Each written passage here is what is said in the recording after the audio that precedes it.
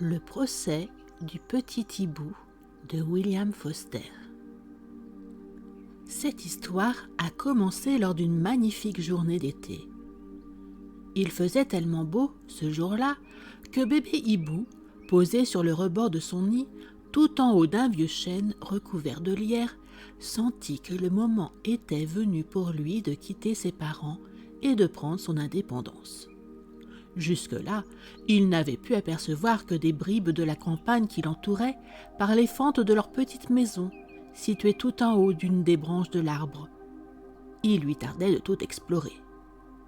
Il s'agissait là d'un projet très ambitieux, car bébé hibou n'avait encore jamais attrapé lui-même la moindre souris ou le moindre mulot, mais s'était contenté de l'accepter quand on lui en ramenait un sans se demander d'où il venait, ni comment son papa ou sa maman se l'étaient procuré. Ses parents essayèrent tendrement de le convaincre d'attendre encore un peu, mais sa décision était prise. Il partit donc, arborant un chapeau neuf particulièrement lustré, grâce auquel il espérait faire bonne impression. Il marcha longtemps avant de parvenir à un très grand champ, devant lequel il fit halte afin de l'admirer, en écarquillant ses yeux étonnés. C'est alors que deux compères à l'air rusé s'approchèrent de lui. L'un d'eux l'interpella. « Et toi, tu es de la campagne, n'est-ce pas ?»« Ouais, on dirait que c'est le cas. Moi aussi. Idem pour ma copine ici présente. Madame Lapie, c'est son nom. Et moi, c'est Corbeau. Tu connais le coin ? Non ?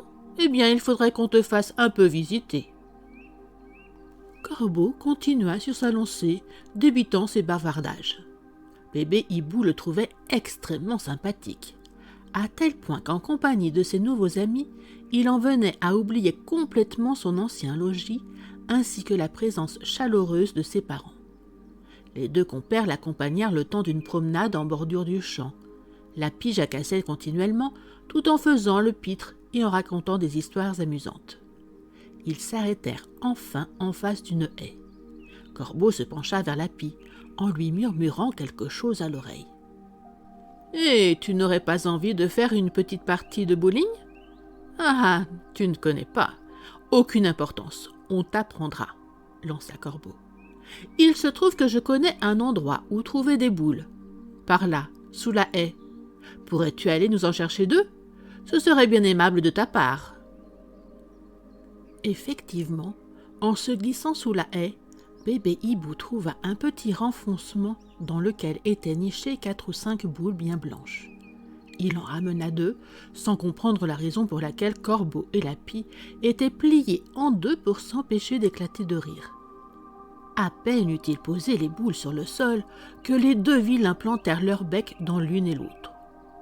Le blanc et le jaune giclèrent, coulant le long des coquilles. C'étaient en réalité des œufs de poule. « Oh !» s'exclama bébé hibou, stupéfait. « C'est donc cela, le bowling ? Vous avez l'air de beaucoup aimer cela. C'est bon ?»« Ça oui !» gloussa Corbeau, le nez recouvert de jaune d'œuf. « Tu n'as qu'à aller te chercher une boule toi aussi, si tu veux essayer. » C'est alors que Lapie, toujours sur le qui-vive, s'écria. « Quelqu'un vient !» Elle s'enfuit prestement, suivie par Corbeau. À cet instant, la poule dont le nid venait d'être pillé bondit au milieu des coquilles brisées, manquant de renverser au passage bébé hibou, dont le chapeau fut projeté à terre. « Je vous prends en flagrant délit !» cria-t-elle. « Regardez-moi ces coquilles vides. Vous avez gâché toute ma couvée. Je n'étais plus qu'à 4 jours du terme. Oh, vous êtes un misérable !» Le pauvre petit hibou tenta de se défendre, mais en vain.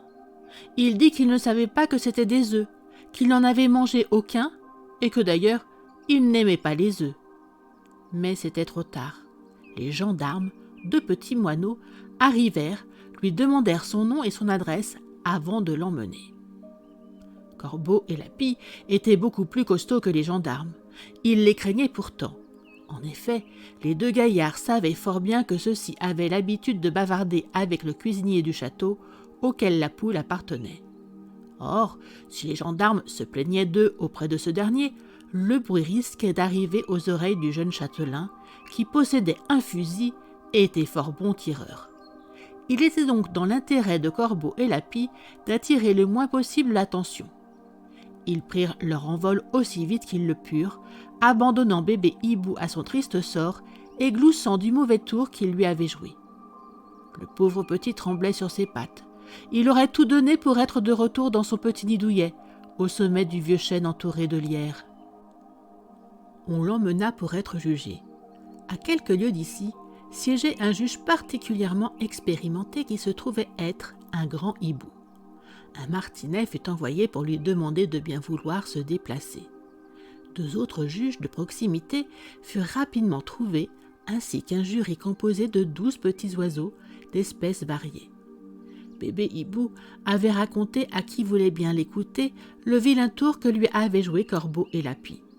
Eux aussi avaient donc été cités à comparaître. Le jour du procès arriva. La cour de justice était réunie. Les 3 juges, dont la sécurité était assurée par une nuée de gendarmes moineaux, étaient assis en rang, l'air assoupi. Les jurés avaient leurs yeux et leurs oreilles grands ouverts.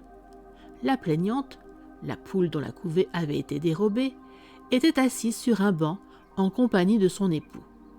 Le procès avait attiré de plus une foule de badauds, oiseaux et volailles mélangés, qui se pressaient afin de tout voir et de tout entendre.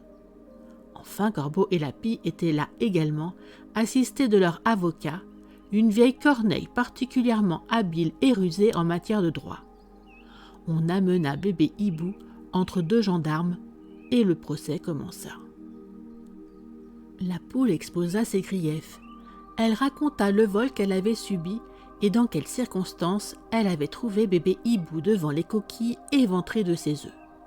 Puis elle se répandit en plaintes et en jérémiades, faisant valoir combien il était difficile pour une pauvre poule à la fois de couver et de chercher sa propre nourriture, car son mari ne lui était pas en la matière d'une grande aide. Les juges durent l'interrompre en lui demandant avec bienveillance, mais fermement, de bien vouloir se rasseoir. Bébé Hibou fut appelé à répondre aux accusations portées par la poule. Celui-ci raconta simplement la vérité, comment Corbeau et Lapie l'avaient trompé, en lui faisant croire qu'il voulait jouer au bowling en sa compagnie. Il l'admettait avoir volé les œufs, mais c'était sans le savoir et sans mauvaise intention. La corneille répliqua immédiatement, accusant le pauvre petit Hibou de diffamation envers ses clients, 2 innocents qui n'avaient jusqu'ici fait de mal à personne.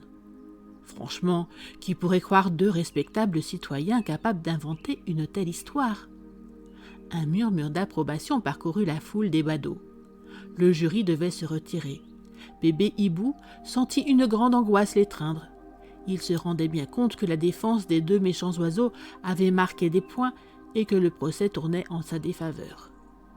C'est alors qu'un minuscule roitelet bondit au milieu de l'assemblée. D'une petite voix pointue, il raconta toute l'histoire. Il se trouvait tout près des œufs quand bébé Hibou, accompagné de Corbeau et de Lapie, s'était approché.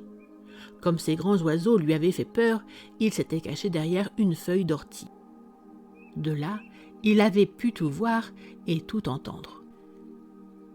Il avait alors été témoin du mauvais tour joué par les 2 gredins. Il avait vu Corbeau et Lapie demander à bébé Hibou d'aller chercher les œufs en lui faisant croire qu'il s'agissait de boules de bowling et entendu les 2 compères rire sous cape à la perspective d'un si délicieux repas, obtenu sans prendre aucun risque. Et il était encore là quand tous 2 s'étaient enfuis à l'arrivée des gendarmes.